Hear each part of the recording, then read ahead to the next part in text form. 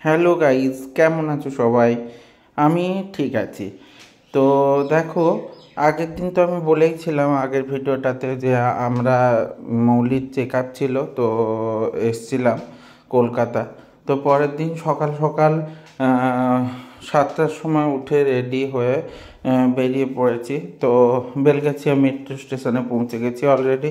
তো মেট্রো স্টেশনে মেট্রোটা বেরিয়ে গিয়েছিল ততক্ষণে। তো আমরা দাঁড়িয়েছিলাম পরের মেট্রো ধরার জন্য। তো মেট্রো ধরে চলে এসেছি। তো মাঝে আর ভিডিও করা হয়নি। তারপরে এসে দেখি তখনও পর্যন্ত হসপিটালে ডিপার্টমেন্টের লোক আসেনি। তো আমাদেরকে টাইম দিয়েছিল, তো তারই 10 মিনিটের মধ্যে লোক চলে এসেছিলো। ওরা বসেছিল, মৌলি আর পাপাই। আমার তো ভীষণ পরিমাণে টেনশান হচ্ছিল। তো প্রথমে পাপাইকে কোনোভাবে ঢুকতে দিচ্ছিল না, কারণ বাচ্চা। তো আমরা ওকে কোথায় রাখবো বলো? ওকে তো নিয়েই সব জায়গায় যেতে হয়। তো স্পেশাল পারমিশন করে ঢোকাতে হয়, কিছু করার নেই। তো প্রচুর লোকজনের ভিড়।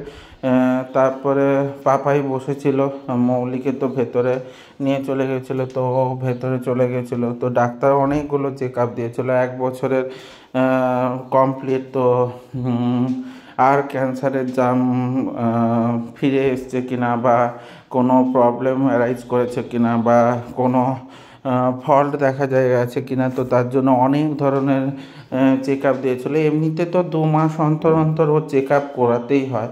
তো তো এটা অনেক বড় ধরনের চেক আপ ছিল। তো প্রচুর পরিমাণে একটা টাকার ব্যাপার ছিল। তো সেই জন্য ডাক্তারবাবুই সাজেস্ট করলো যে হসপিটালে লাইন দিয়ে ডেট করে ওখানে চেক আপ করে নিতে। তো আমরা মেডিকেল কলেজে গেছিলাম। তো ওখানে চেক আপ করে নেওয়ার পর ওর ব্লাড টাড দিয়ে দেওয়ার পর আর ওর স্ক্যান ট্যান যা ছিল হয়ে যাওয়ার পর আমরা খেতে চলে এসেছি ওখানকার ক্যান্টিনে। তো হসপিটালে খাবার বুঝতেই পারছো, একদম জেনারেল খাবার, তো স্টু জাতীয় খাবার। ওদের তো একদম ভালো লাগছিল না। তারপর ডাক্তার দেখানো হয়ে গেছিলো। তো ডাক্তার দেখানোর পর ডাক্তার বলল এটাই সব থেকে বাঁচোয়া বলো, ভালো বলো। তো কোনো কিছু আর ফিরে আসেনি, ও ভালোই আছে।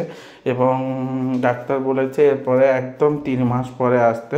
তো আমরা ফিরে চলে আসছিলাম। তো সারাদিন প্রচুর পরিমাণে ধকল গেছে, পাপার প্রচুর ধকল গেছিলো। তো তারপরে মেট্রোতে উঠে পড়ছি। মেট্রোতে তো প্রচুর ভিড় ছিল, তো কোনো কারণে সিট পাইনি। তো ওখানে দাঁড়িয়েছিলাম।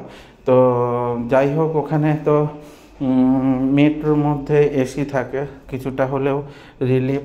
প্রচুর গরমও ছিল। তো পাপাই তো সারাদিন অবস্থা নাজেহাল ও। তারপরে এই আবার আমরা বেলগাছিয়া মেট্রো স্টেশনে নেমে পড়েছি। তো সারাদিন প্রচুর ধকল গেছিলো। তারপর বাসে উঠে পড়েছে, বাসটা ফাঁকা ফাঁকাই ছিল। তো বাসে উঠে পড়েছে।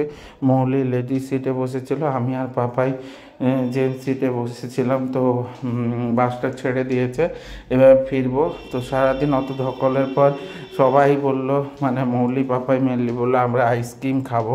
তো আমি বললাম ঠিক আছে। তো প্রথমে বলেছিলাম না, কারণ ঠান্ডা লেগে যেতে পারে। তো ওরা বললো না, খাবো, প্রচুর গরম লাগছে।